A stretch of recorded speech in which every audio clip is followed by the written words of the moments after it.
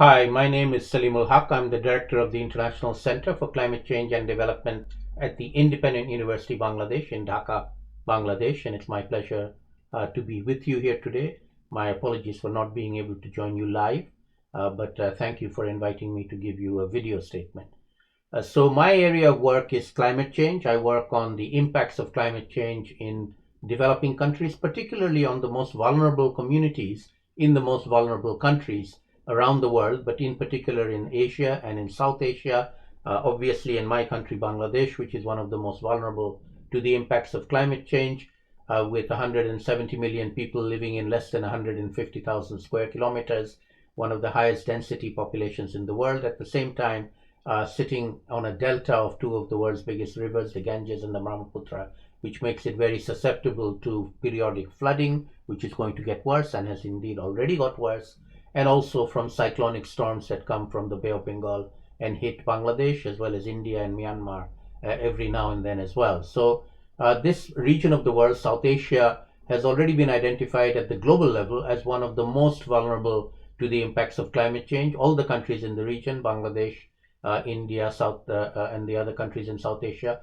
all of them are quite vulnerable to different aspects of climate change, ranging from cyclonic storms, as I said, from the seas, both the Arabian Sea and the Indian Ocean, Bay of Bengal side, as well as from glacier ice melt in the high Himalayas in countries like Bhutan and Nepal, and also flooding in the major rivers, the Ganges, the Brahmaputra in our part of the world, and also the Indus and the other rivers in the South Asia region, and also droughts and heat waves. These are an increasing phenomena that we are now seeing in many parts of the subcontinent as well. So the subcontinent of South Asia is amongst the most vulnerable to the impacts of climate change. However, that's not the whole story. It's not just a question of vulnerability. We have known about this for some time now, well over 10 years, and we have been acting. We have been preparing ourselves to deal with that impact of climate change. We have worked out which are the most vulnerable places, which are the most vulnerable communities, and we are working collectively, both the governments and civil society and other stakeholders, including academia that I represent, the research establishments.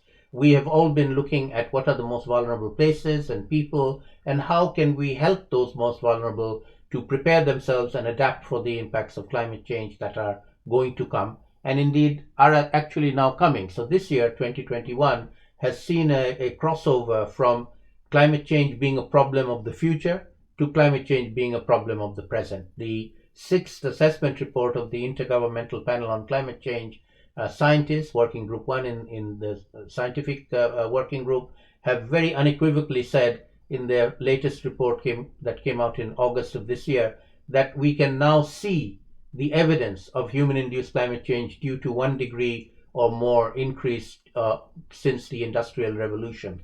And therefore, we now have to be prepared. We have entered what I call the era of loss and damage from climate change, no longer just reducing emissions, which we call mitigation, or adapting to climate change, but also now having to do loss and damage, deal with loss and damage, minimize it, avert it, and unfortunately also address it after it has happened. And in this part of the world, it's an issue that we need to be taking seriously. And I hope that everybody in South Asia will be made aware of this problem. I think the level of awareness is already quite high. It needs to be even higher. And we need to move from awareness to actions as quickly as possible. And that's where I think we can all collaborate together. Thank you.